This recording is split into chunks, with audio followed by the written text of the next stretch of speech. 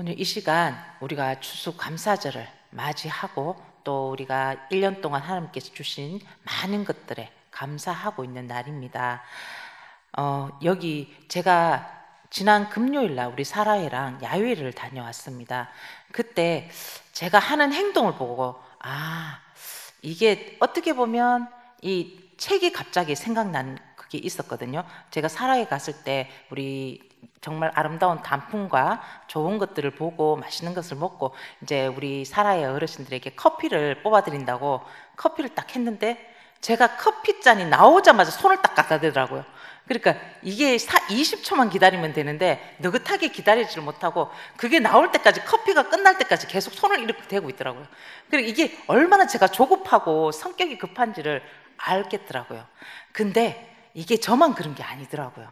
우리나라 사람의 특징이 빨리빨리라는 그러한 정신이 있다고 합니다.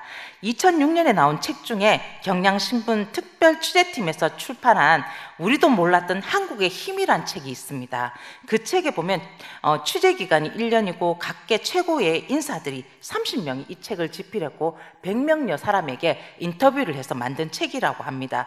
거기에 보면 자판기에 커피가 다 채워지기 전에 종이컵을 꺼내고 짜장면이 맛없는 건 용서해도 넣는 건 용서 못하는 나라의 사람으로 우리가 그런 사람이다 라고 이야기하는데, 이것을 참 우리는 부정적으로 이때까지 봐왔습니다.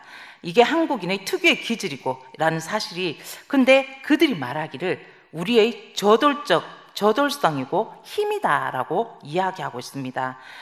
이 빨리빨리, 이 정신, 빨리빨리는 우리나라 상표처럼 붙어 있습니다.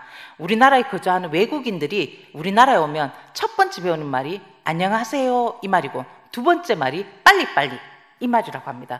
그럼 얼마나 우리가 많이 썼으면 그들이 그냥 쉽게 자연스럽게 배우는 말이 빨리빨리가 되었겠습니까?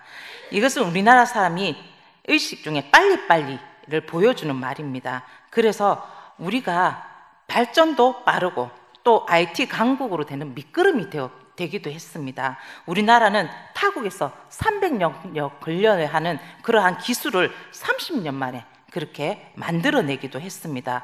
그런데 우리가 이렇게 부정적으로 생각했던 우리의 모습이 바로 발전의 원동력이 되고 도약의 발판이 되었다는 것에 어떻게 보면 새롭게 생각하는 계기가 되었습니다. 그러나 이런 의식으로 인해 경쟁의식만 있게 되고 조급증만 남게 되기도 합니다. 그래서 조금만 천천히 가도 왠지 괜히 불안한 마음이 듭니다. 이러한 가운데 우리의 신앙도 영향을 받아서 냄비 신앙만 있을 뿐 하나님을 찾는 뚝배기 신앙은 점점 더 사라져가고 있는 것을 보게 됩니다. 신앙은 빨리, 얕게보다는 천천히 깊이 있게 더더 하나님을 알아가려고 하고 또 그 뜻을 발견하려고 해야 합니다. 오늘은 추수감사주일입니다. 오늘 우리는 어떤 마음으로 감사주일을 맞이하고 있습니까? 우리가 성도로서 삶을 사는 가운데 앞이 보이지 않는 때가 있습니다. 도무지 극복할 수 있는 방법이 없는 그런 절벽 앞에 다다를 때가 있다는 것입니다. 아마 올해 2024년 한 해를 살아가면서 그러한 경험을 하신 분도 있을 것입니다. 그러나 성도에게는 독수리의 날개가 있습니다. 그러기에 성도는 실망하지 않습니다. 바로 하나님께서 성도를 돌보시며 그 절벽에서 안전하게 인도해 주시는 분이 바로 우리 하나님이십니다. 하나님은 성도와 함께 하시며 그에게 극복할 수 있는 힘을 허락하여 주십니다. 본문 속의 이스라엘은 출애굽하여 불기둥과 구름기둥을 보며 광야를 지나는 가운데 두 갈래 길을 만나게 됩니다. 그 길은 하나님께 감사하며 찬송하며 가는 길과 또 불평하며 원망하며 가는 길, 이 두 가지 길을 만나게 됩니다. 민수기 21장 4절을 보면 백성이 호르산에서 출발하여 홍해의 길을 따라 에돔 땅을 우회하려다가 길로 말미암아 백성의 마음이 상하니라 라는 말씀이 나옵니다.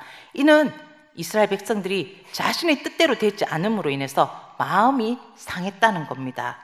즉 우리도 이들처럼 우리가 원하는 빠른 길로 가지 못하고 둘러가는 것 때문에 우리가 불평하지는 않았는지 우리 자신을 돌아보게 됩니다. 이스라엘을 구름 기둥과 불 기둥으로 인도하신 하나님, 또 여기까지 우리를 인도하신 에베네셀의 하나님이 우리와 언제나 함께 하신 것을 기억하면서 우리 여기 계신 우리 동촌제일교회 성도님들은 그 하나님께 감사할 수 있기를 바랍니다. 그리고 추수감사절을 맞은 오늘뿐만 아니라 언제나 하나님께 대한 감사와 찬송으로 가득한 우리 동촌제일교회 성도님의 삶이 될 수 있기를 주님의 이름으로 축원합니다. 오늘 본문 17절을 보면 우리보다 우리를 더 잘 아시는 하나님께서 친히 인도하신다는 것을 말씀하고 있습니다. 애굽을 떠난 이스라엘이 가나안으로 가장 빨리 갈 수 있는 길은 지중해 해안이 있는 수르 광야를 거쳐서 블레셋 땅을 통과하는 길입니다. 지금 이 길은 우리가 현대로 말하면 자동차로 운전해서 가면 4시간 거리입니다. 기차로 가면 3시간 정도 가면 갈 수 있습니다. 비행기로 가면 1시간이면 갈 수 있는 그러한 거리입니다. 그리고 도보로 이동한다 해도 보름 정도 걸린다고 하는데, 역시 여기에 당시에는 60만 명의 장정과 어린아이, 노인, 그리고 여인들이 있었으니까 합하면 300만 명의 대그룹들이 이동하니까 아마 2, 3개월 정도 넉넉하게 생각해도 그렇게 하면 그 땅을 건너갈 수 있는 그러한 길입니다. 그런데 하나님께서는 40년을 그 땅을 돌게 하셨습니다. 그런데 하나님은 이처럼 빠르고 쉽게 갈 수 있는 길이 있음에도 불구하고 광야의 길로, 그 40년의 길로 이스라엘 백성들을 인도하셨습니다. 왜 그랬을까요? 우리는 이 설교를 참 많이 들었습니다. 그죠?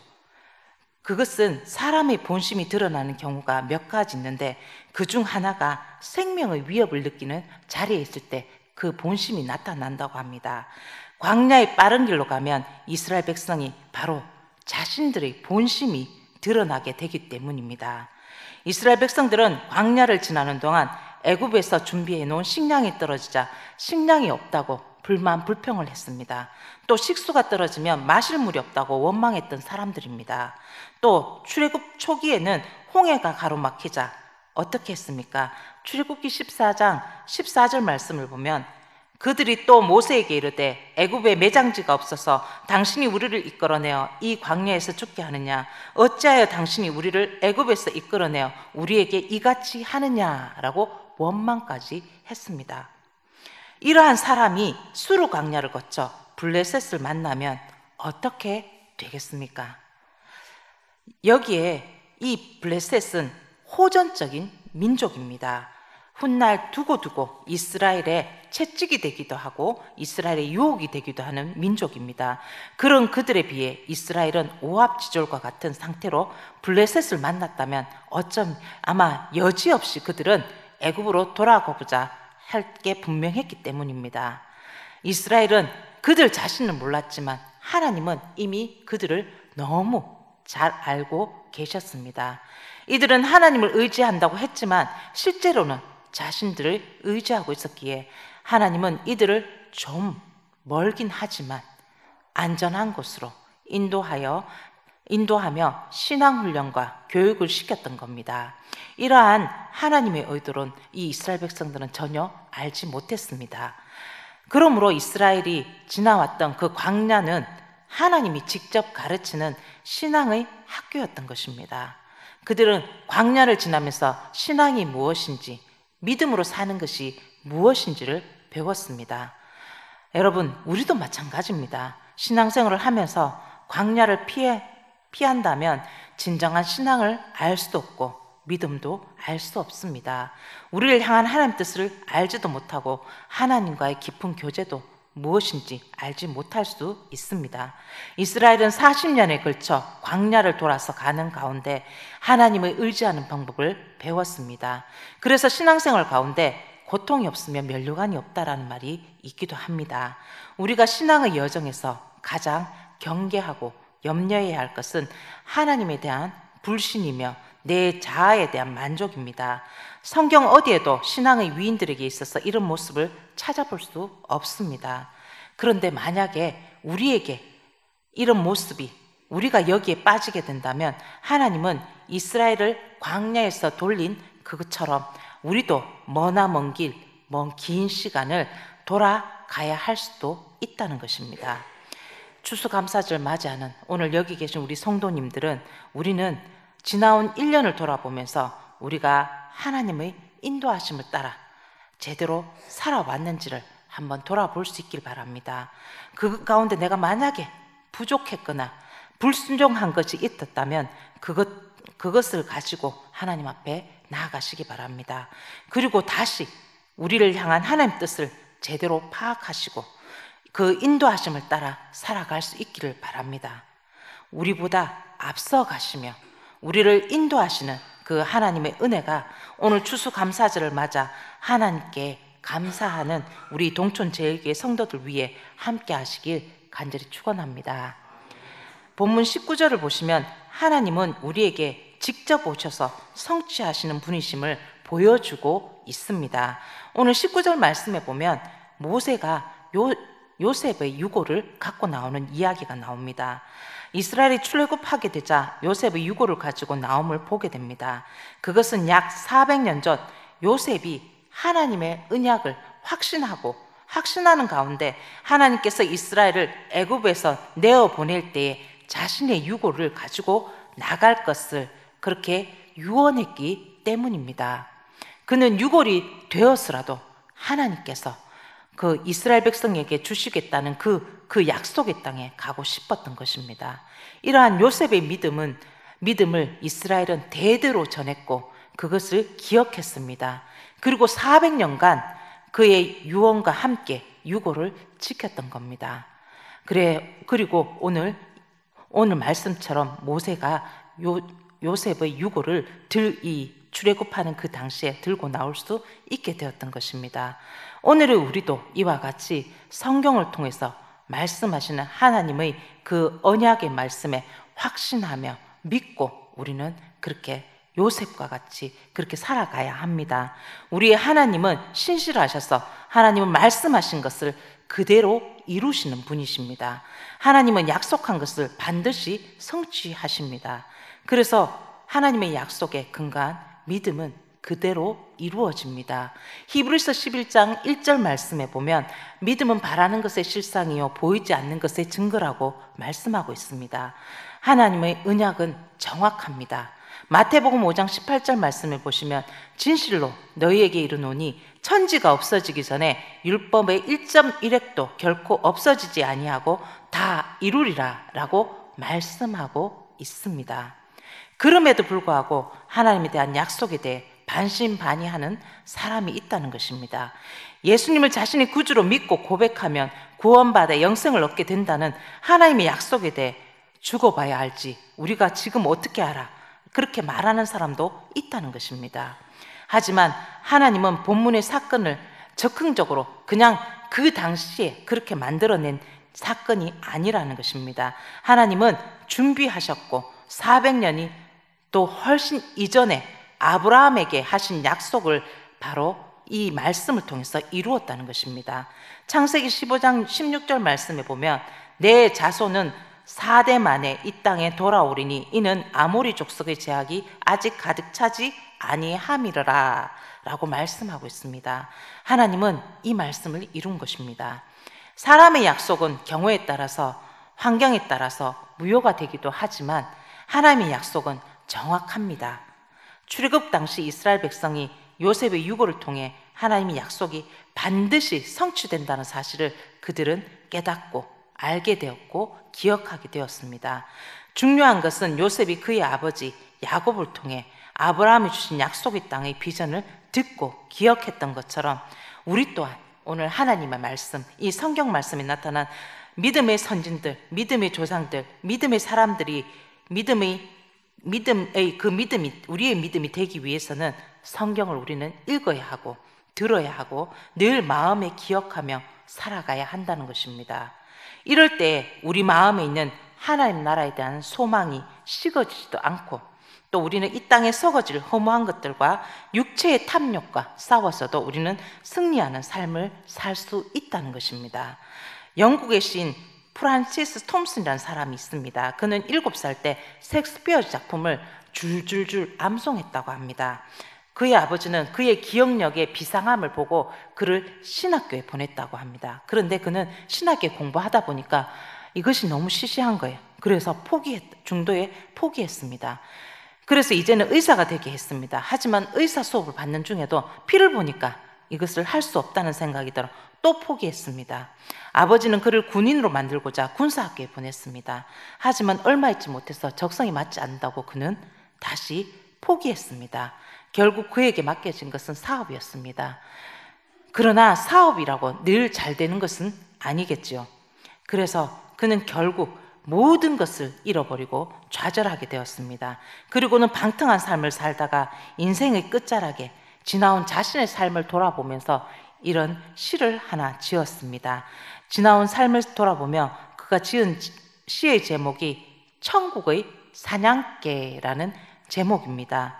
이것이 원제목이지만 경건한 마음으로 말하면 거룩한 추적자라는 그러한 이름을 붙일 수 있습니다. 이 시에는 그는 하나님은 나를 물고는 놓아주지 않았다. 나는 하나님을 피해 살려고 이리저리 도망 다녔지만 끝없는 천국의 사냥개는 나를 쫓아와서 나를 물고 추적했다.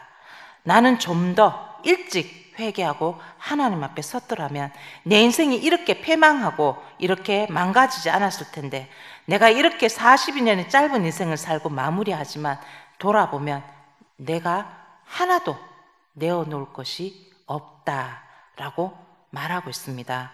여러분, 우리는 지금 우리가 가는 길에서 우리를 찾아오신 하나님을 만나고 계십니까? 프란시스 톰슨이 후회한 것은 거룩한 추적자에게 잡혀서 좀 더 일찍 하나님 앞에 서지 못한 것을 그는 후회했습니다. 여러분, 지금 우리가 가는 길은 어떤 길입니까? 후회의 길입니까? 아니면 하나님을 찬양하며 감사하는 길 가운데 서 계십니까? 그 길 가운데 하나님이 계십니까? 그 길에 하나님 말씀이 있습니까? 하나님은 우리의 모든 걸 알고 도우시며 우리가 힘들고 어려울 때 우리에게 직접 찾아오시는 분이십니다. 찾아오신 하나님을 우리는 외면하지 말고 맞이함으로 하나님께 믿음으로 감사하고 찬양하는 그러한 믿음의 성도들이 다 될 수 있기를 주님의 이름으로 축원합니다.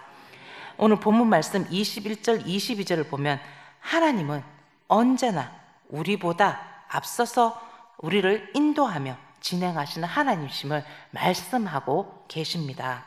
본문 말씀 21절 22절 말씀을 우리가 함께 읽어보겠습니다. 본문 말씀 21절 22절 말씀을 함께 읽겠습니다.